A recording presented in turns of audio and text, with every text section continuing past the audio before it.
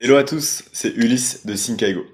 Pour cette vidéo, je vais vous parler d'une solution IA dédiée qu'on a développée pour aider un grand groupe industriel français sur un sujet lié aux compétences. Alors, quel était l'objectif? L'objectif premier était de générer les grilles de compétences pour les 700 emplois représentatifs de leur entreprise. Qu'est-ce que c'est qu'un emploi dans ce contexte-là? Ça peut être recruteur, ingénieur en mécanique, en passant par les fonctions évidemment marketing et financières. L'enjeu était extrêmement important parce que générer des grilles de compétences pour les 700 emplois permettait d'avoir un socle sur lequel ils allaient pouvoir baser une stratégie de workforce planning, de formation et de développement de carrière. Est-ce que vous êtes prêts? C'est parti. Donc là, c'est une plateforme qu'on a reproduit pour garder la confidentialité de leur côté. Mais assez simple, c'est exactement la même chose. On a des boutons, on clique sur démarrer. Et là, on va pouvoir créer un référentiel de compétences. Dans le référentiel de compétences, je vais pouvoir choisir un métier. Donc, on a RH, SC c'est pour supply chain, commerce, R&D, achat, etc.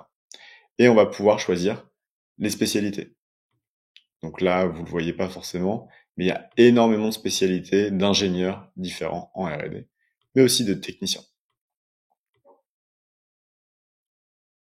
Prenons un exemple avec un métier assez technique pour vous montrer la puissance de l'IA.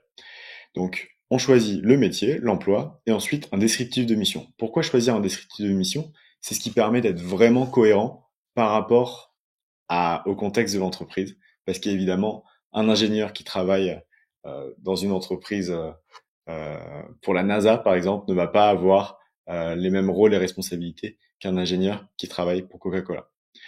Donc là, ce que je vais faire, c'est, hop, j'ai pris une offre d'emploi. Vous ne le voyez pas encore tout de suite, mais je copie-colle tout simplement les données intéressantes dans cette offre d'emploi. Donc, je note là.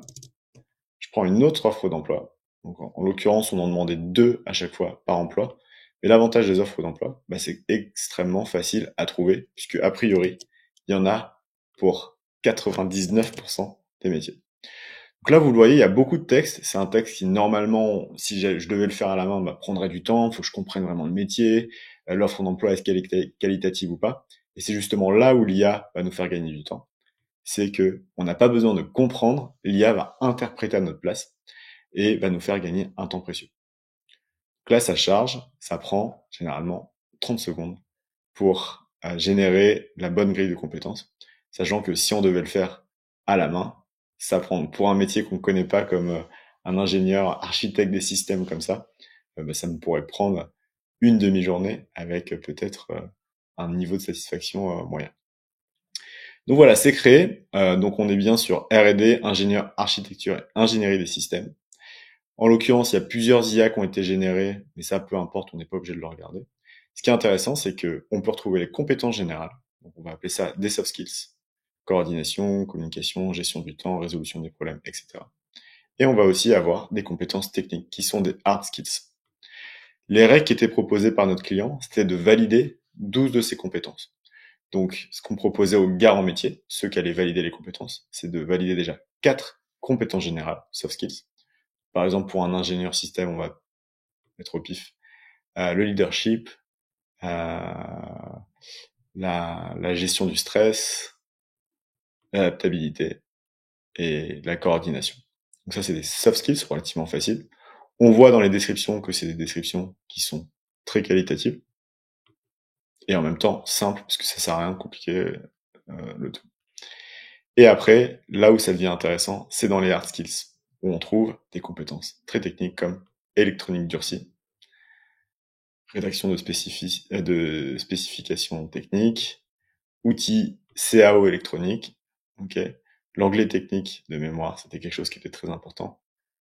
On va en cocher 2 autres. Et peut-être qu'il y en a une qu'on n'a pas. Donc là, on va pouvoir ajouter une compétence.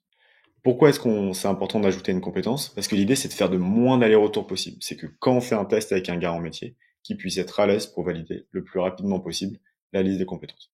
Donc technique, peut-être que je vais mettre, alors c'est pas forcément pertinent pour le métier, mais je mets animation d'atelier de brainstorming Voyons ce que ça donne. Et là, on retrouve à la fin animation d'atelier brainstorming, facilitation de sessions créatives pour générer des idées innovantes et résoudre des problèmes complexes en groupe. Le gros avantage de ça, c'est qu'encore une fois, on ne fait pas d'aller-retour. Le gars en métier, on le voit une seule fois et il est censé être content là-dessus. Donc quand on a fait nos tests, effectivement, ce qui était intéressant, c'est que l'IA n'allait pas tomber directement sur les 12 bonnes, c'est pour ça qu'on en a proposé plus. Et aussi, parfois, il y avait des spécificités liées au métier qui étaient vraiment importantes en fonction de la qualité des documents qui étaient partagés en amont. Et c'est pour ça qu'avec cette technique-là, on a eu 100% de satisfaction des garants métiers et des verbatims très intéressants que vous retrouvez un peu plus bas dans le cas d'usage. Et je peux vous en lire certains. Hop. Donc, certains garants métiers et référents RH ont dit l'outil sort des compétences et des wordings très proches du réel instantanément. L'outil de sélection est user-friendly et très intuitif. C'est dynamique et très simple pour faire des modifications et c'est un très bon niveau de départ. Donc ça, c'était exactement ce qu'on voulait rechercher. Donc derrière, une fois que les 12 compétences sont validées, on peut faire, enfin le garant métier peut les valider. Donc on va faire un test. Donc test garant métier. Le garant métier va aussi pouvoir partager son niveau de satisfaction, 2 étoiles, 3 étoiles, 4 étoiles, 5 étoiles. Là, il est très content, 5 étoiles. Et il va aussi pouvoir partager des feedbacks. Pourquoi? Parce que quand on crée une solution IA, l'idée c'est de pouvoir l'améliorer en continu. Donc capter des feedbacks, c'est quelque chose qui est extrêmement important. Mais là, rien n'est signé. On va pouvoir le télécharger. Donc, qui va pouvoir le télécharger? C'est une personne référente en tant que RH pour pas le donner à tous les garants métiers et après avoir trop d'Excel. Ça, c'était quelque chose qui était aussi proposé. Une fois que c'est téléchargé, vous allez pouvoir tout simplement le retrouver sur votre solution. Donc là, on la retrouve juste en bas, ici. Donc voilà, j'espère que ça vous a plu. J'ai essayé de faire court. Si vous voulez rentrer plus dans le détail, si vous voulez toucher un petit peu cet outil, ou si vous voulez qu'on discute de vos propres problématiques, n'hésitez pas à nous contacter directement sur LinkedIn ou via notre site think-aigo.com. À bientôt, au revoir.